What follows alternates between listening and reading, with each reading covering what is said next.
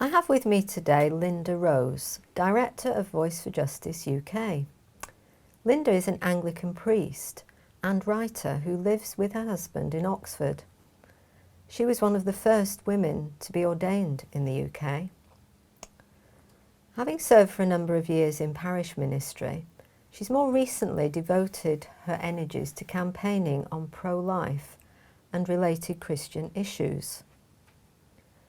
Together with a core team of experts, Lynda has recently been instrumental in forming Voice for Justice UK. Welcome, Lynda. Thank you. Lynda, tell us, how and why did Voice for Justice start? What is it? Well, increasingly in society today, we're seeing the ancient freedoms that we've all just taken as read and as a part of life being eroded. And individuals are being abused, and the right to speak is being curtailed. And religious liberty, the freedom to practice your religion and to speak it out, is under threat. So Voice for Justice UK was formed to defend the voiceless, those who can't speak for themselves, and to speak out truth, to uphold justice. So we stand very consciously on the articles of the 1948 Declaration of Human Rights, and we see our call as to fight for all who are disadvantaged, marginalised or exploited in some way, and that's what Voice for Justice is all about. Thank you. One of the slogans on your website is taken from the Bible, Amos 5:24. It says, "Let justice flow like a river and righteousness like an ever-flowing stream." So you appear to hold a biblical worldview, is that right? I think the Bible underpins all that we do. We obviously work in the secular field, but we are informed by the Bible. We believe in it absolutely. And it's from the Bible that we get our respect and love for individuals.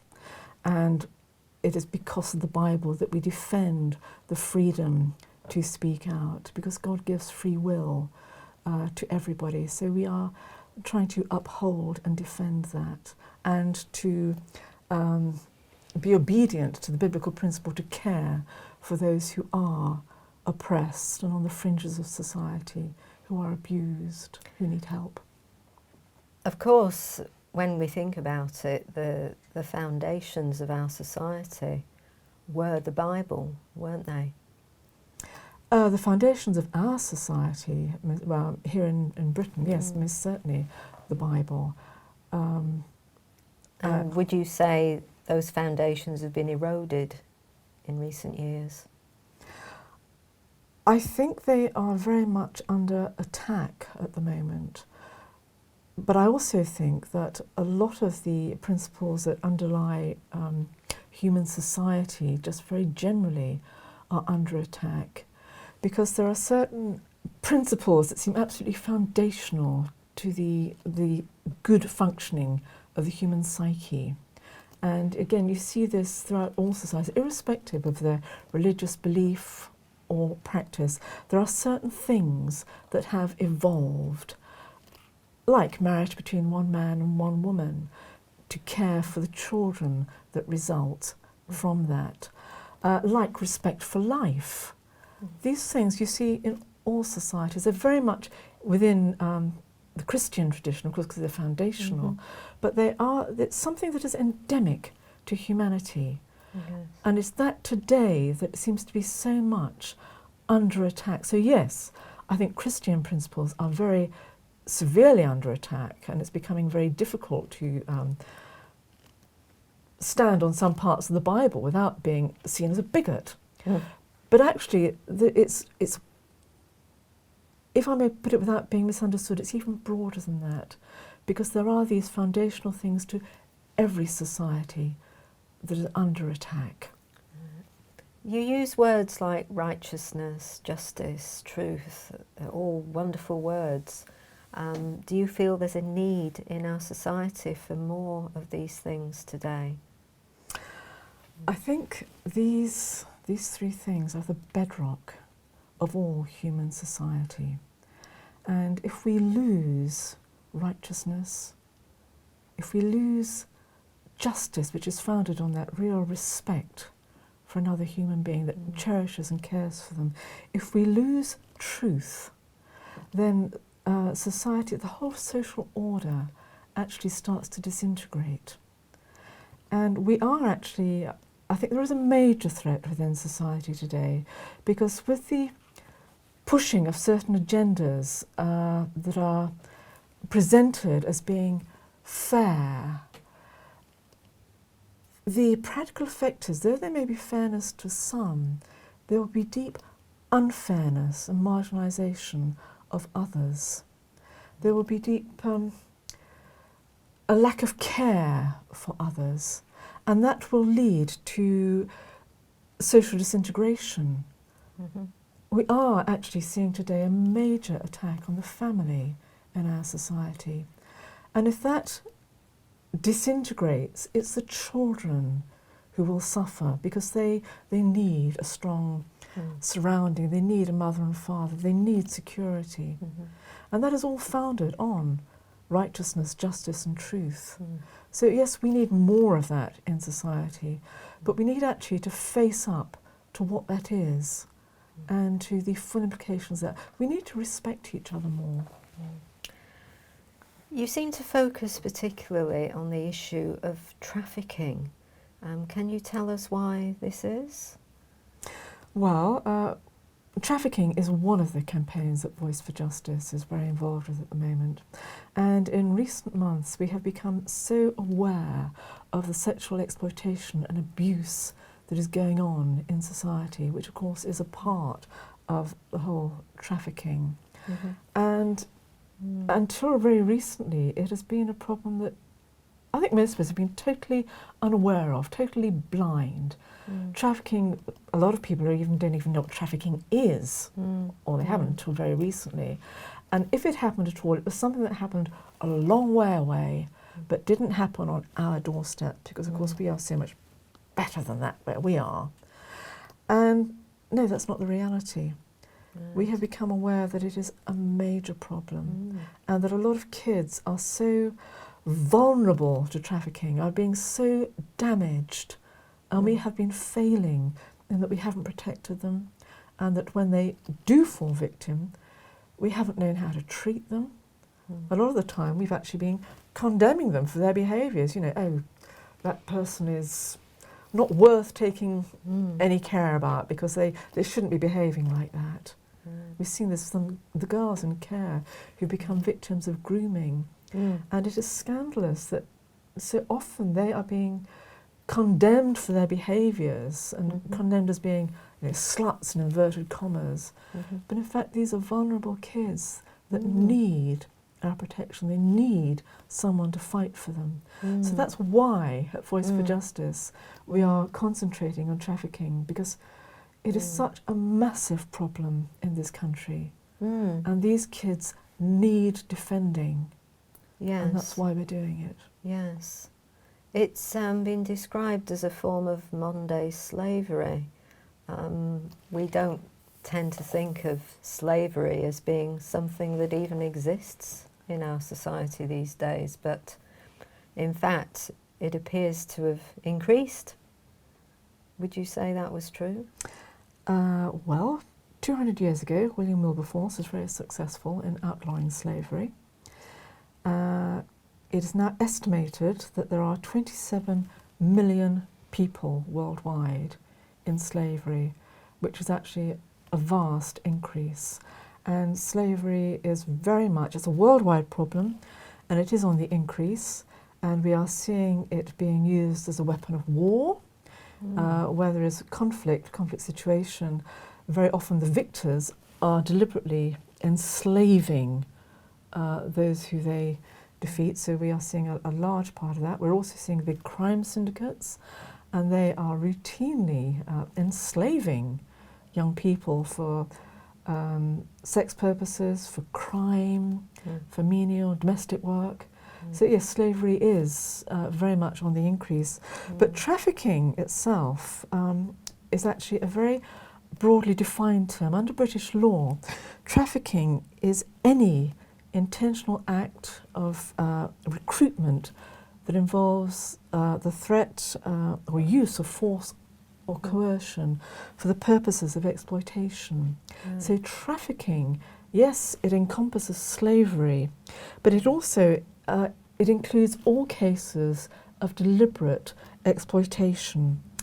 So that's all exploitation, where it's children or young people who are brought into the country from abroad, or internal rings that are deliberately grooming girls for sex purposes, paedophilia and abuse over the internet. So trafficking is deliberately very broadly defined. Right. And obviously it is aimed at the vulnerable being children, young people, poor people, maybe. It's aimed at the vulnerable, most certainly, but actually I think we need to broaden our definition of what we see as vulnerable, because actually if anybody in this country thinks that they are safe because they are living in a nice, middle-class home, and the kids go to a good school and everyone around them is nice, in this day and age that actually is cloud cuckoo land, because all kids are vulnerable through the internet, through the contacts. Kids these days have a lot of freedom socially, and when they go out to clubs, when they go out late at night, gather, for a late night kebab or whatever, they are exposed and vulnerable to grooming. Yes, vulnerable girls, vulnerable boys will be picked upon, and we've seen a lot of cases in this country of girls in care who have been sexually exploited. But believe me, that is not the whole of the problem. That's only the tip of the problem. There is no section of society that is safe. And that is why there is such a big job to do here, and why at Voice for Justice we really want to work at educating our children as a frontline way of protecting them. Lynda, you speak about fighting for freedoms and defending the voiceless. Can you explain what Voice for Justice is doing in these areas to be effective? Well, apart from trafficking, the other main areas that we're working in are for the defence of the unborn. We believe very much in respect and cherishing life from the moment of conception through to natural death. And of course, before birth, an embryo has no voice at all. No. So we are working to defend them and defend the right to life. Again, we're seeing almost routinely disabled embryos are being aborted, but actually a lot of disabled individuals have tremendous quality of life. And you can't just say these people are expendable. They're not. And we need to respect and cherish that. So we are working for that, for the right to life.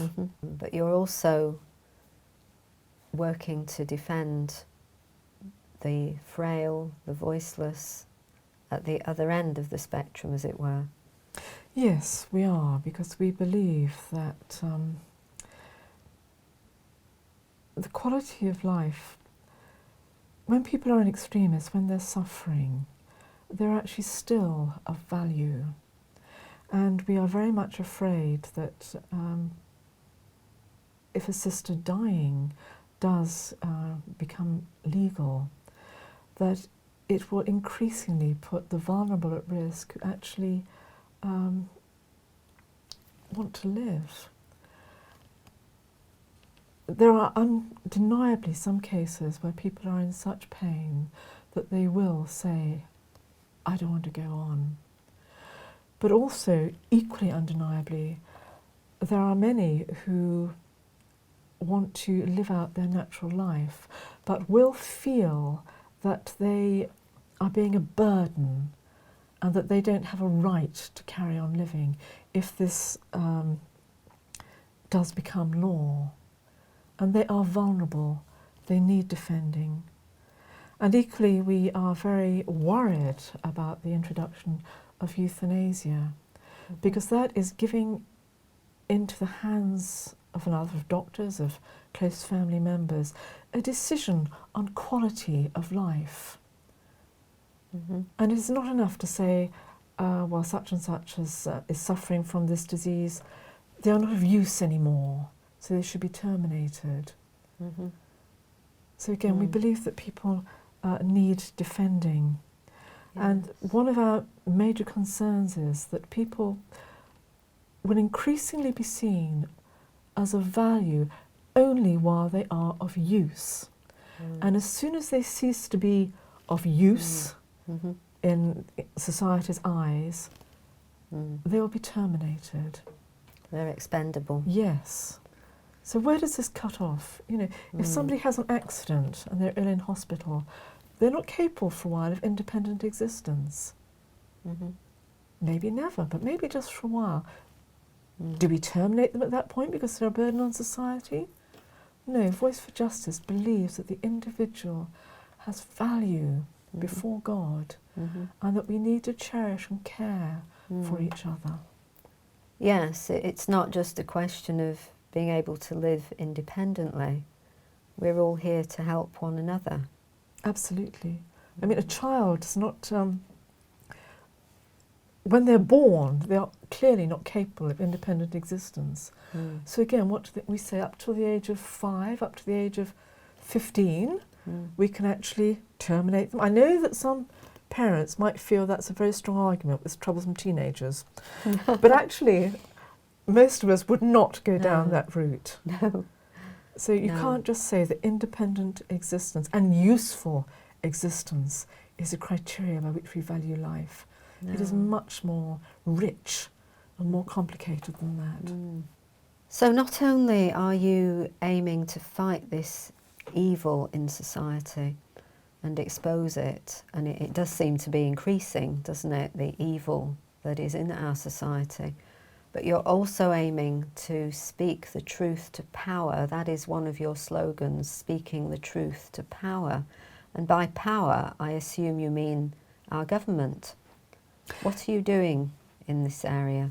Well, one example of that is that, coming back to trafficking, there's an anti-slavery bill that is currently in preparation, and along with other groups working in these areas, we've been asked to comment by the Home Office on the various provisions, and also to make suggestions for any gaps that we feel there are in this proposed legislation. So we are working very closely to try and bring a broad perspective to help future legislation.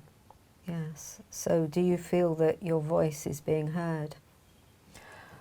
I certainly hope it is. I mean, I think it's very good that we have been asked to comment in this way. And yes, I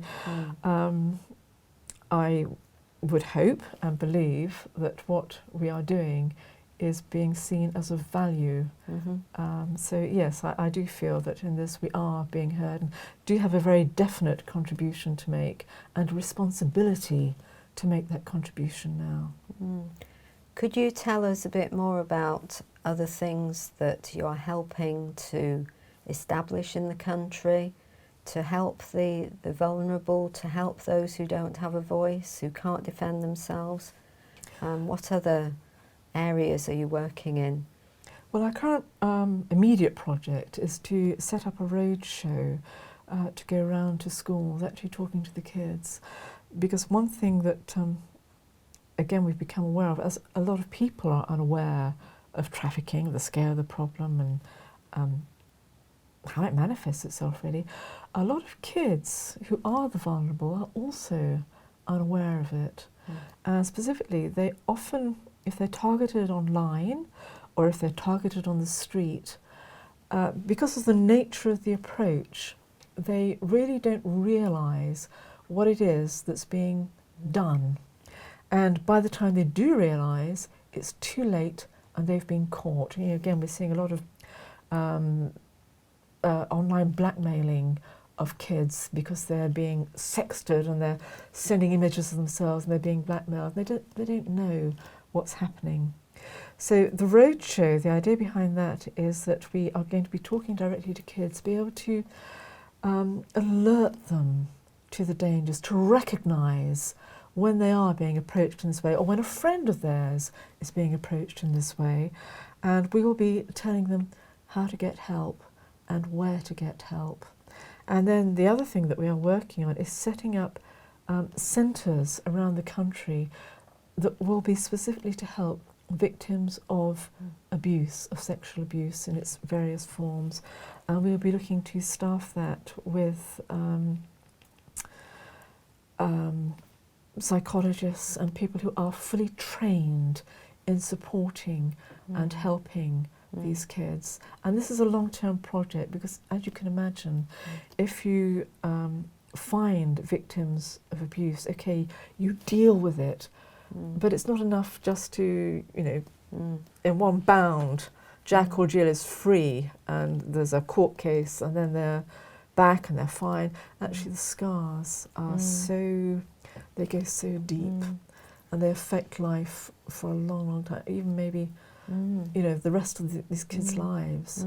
So this is a long-term project of working with the vulnerable and helping them get back to a good place. Well, thank you, Lynda, for coming to the studio today and telling us a little bit about Voice for Justice. It's great to hear what you're doing. I believe it's very much needed in this day and age, and I wish you every success. Hope it really becomes more and more effective as time goes on. Thank you. Thank you, Sheila. We're praying that too. And if anybody would like to know more, become involved, as we do hope they will, if they go online to our website, they can find much more information. So that's www.vfjuk.org. And that will take them to us. And if people would like to, they'll find contact details. They can sign up for our newsletter and to partner with us. They can even donate online if they would like to. But if they'd like any information about us, again, if they just email info@vfjuk.org, and we will be delighted to respond to them. Thank you.